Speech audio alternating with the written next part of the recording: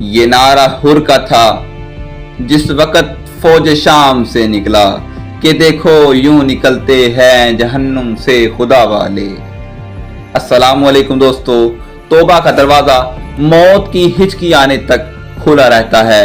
वाक़या करबला में भी एक ऐसी शख्सियत का तस्करा मिलता है जिन्होंने ना चाहते हुए भी शुरू में इमाम आली मुकाम सय्यदना इमाम हुसैन रज़ी अल्लाह ताला अन्हो की मुखालफत की, लेकिन आखिर में ऐन आशूरा के दिन जंग के आगाज से पहले तौबा करके रुफ़क़ाए हुसैनी में शमूलियत अख्तियार करके शहादत जैसे अजीम मनसब पर फाइज हुए और बारगाह इमाम आली मुकाम से हुर यानी आज़ाद का लक़ब पाया। ये शख्सियत कौन थी, इनका वाक़या करबला में क्या किरदार था और इनकी तौबा का सबब क्या बना, इन तमाम सवालात के जवाब जानने के लिए इस वीडियो को आखिर तक देखें और हमारे चैनल को सब्सक्राइब करें। दोस्तों, इस शख्सियत का नाम जनाब हुर बिन यजीद अल रियाही है, जिनका शुमार कूफा के मशहूर तरीन जंगजुओं में होता था। वो एक फौजी मनसब के हामिल थे और उन्हें उबैदुल्लाह बिन ज़ियाद की तरफ से तमीमो हमदान के जवानों पर मुश्तमिल फौज की सिपासलारी के फराइज के साथ इमाम हुसैन रज़ी अल्लाह ताला अन्हो को रोकने के लिए मामूर किया गया था।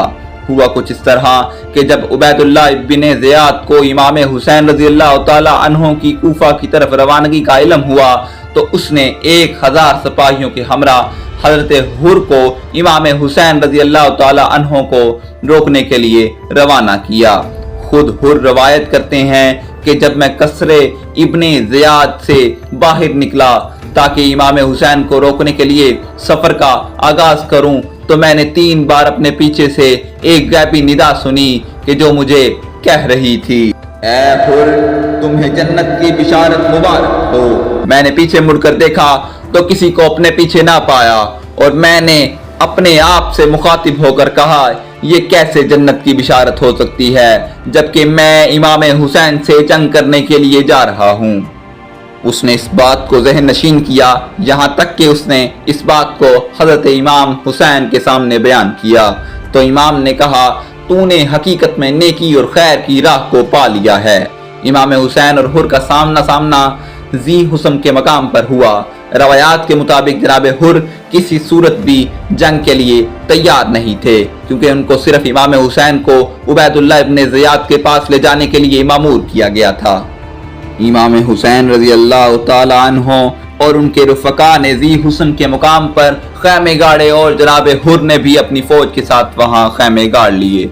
हुर और उसके साथी ज़ोहर के वक़्त प्यास के आलम में वहां पहुंचे और उन्होंने इमाम हुसैन रज़ी अल्लाह ताला अन्हो के सामने क़याम नसब किए और उनके सामने सफराई की। उनके इस दुश्मनाना रवैये के बावजूद इमाम हुसैन रज़ी अल्लाह ताला अन्हो ने उनसे सुलह अमेज़ रवैया अपनाया। इमाम ने अपने साथियों को हुक्म दिया कि उन्हें पानी पिलाएं। हुर ने आपकी इक़्तिदार में नमाज पढ़ने की ख्वाहिश ज़ाहिर की। आपने इसे कबूल फरमाया। हुर ने अपने आने का मकसद बयान किया। इमाम ने उसे बताया कि मुझे कूफा के अहलियान ने दावत दी है, मैं इनके बुलाने पर यहाँ आया हूँ। नेज़ कूफियों के मुसलसल लिखे हुए खतूत से आगाह किया और इनकी परेशानी का बताया कि वो अपने किए पर नादिम हैं। हुर ने बताया कि वो उन खतूत से बेखबर है। वो और उसके साथ आने वालों में कोई आपको खतूत लिखने वालों में से नहीं है। हमें कहा गया है कि आपको कूफे के हाकिम के पास लेकर जाएं। इमाम ने जब अपने असहाब के साथ सफर शुरू करने का इरादा किया तो हुर कूफे जाने और आपके वापस हिजाज जाने में रुकावट बना। हुर ने इमाम को तजवीज़ दी कि वो कूफे और मदीने के अलावा किसी और रास्ते का इंतखाब करें ताकि वो इस सिलसिले में इब्ने ज़ियाद से नए दस्तूर को तलब कर सकें। हुर ने इमाम से कहा, आपसे जंग करना मेरा मकसद नहीं है, लेकिन मुझे कहा गया है कि मैं आपसे किसी सूरत भी जुदा ना हूँ, यहाँ तक कि मैं आपको कूफा लेकर जाऊँ। बस अगर आप मेरी हमराही से गुरेजा हैं तो आप ऐसा रास्ता अख्तियार करें जो आपको ना कूफा लेकर जाए और ना मदीना लेकर जाए। जब तक मैं उबैदुल्लाह इब्ने ज़ियाद को खत लिखता हूँ, अगर आप चाहते हैं तो यजीद को खत लिखें ताकि ये मामला सुलह पर ख़त्म हो जाए।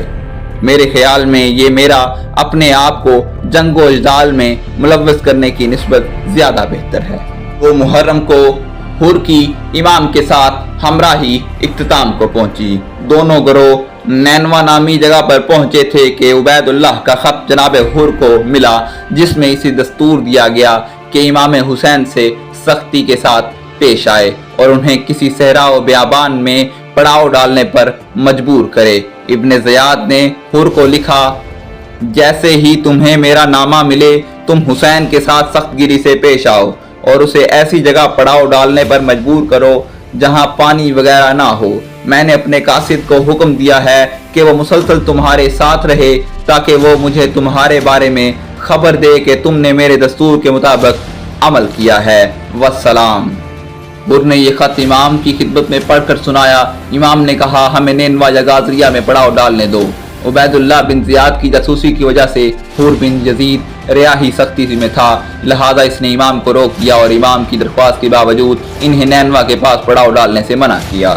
امام نے مجبور ہو کر کربلا کے میدان میں اپنے خیمے نصب کیے۔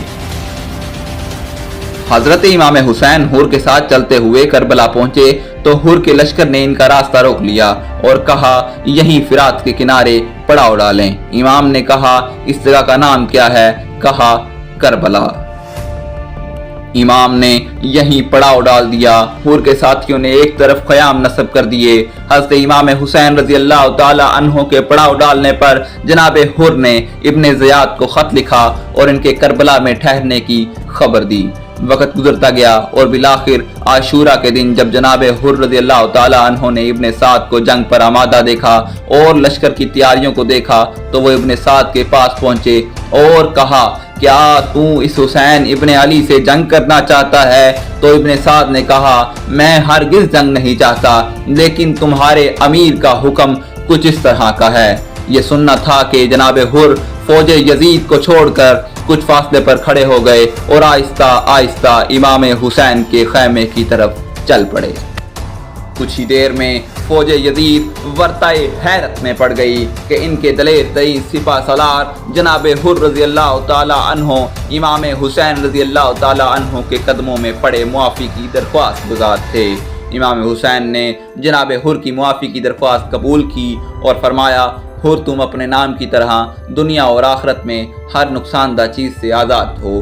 توبہ کرنے کے بعد آپ رضی اللہ تعالی عنہ نے امام حسین رضی اللہ تعالی عنہ سے جنگ کی اجازت طلب کرتے ہوئے تقریباً 400 یزیدی فوجوں کو قتل کیا، جس کے بعد آپ نے جام شہادت نوش فرمایا۔ ان للہ و انا الیہ راجعون۔ آپ رضی اللہ تعالی عنہ کی شہادت کے بعد آپ کے جسم کو امام کے سامنے لایا گیا تو امام نے ان کے چہرے سے خون صاف کرتے ہوئے کہا کہ اے حر، جس طرح تمہاری ماں نے تمہارا نام رکھا ہے بالکل تم اسی طرح آزاد ہو۔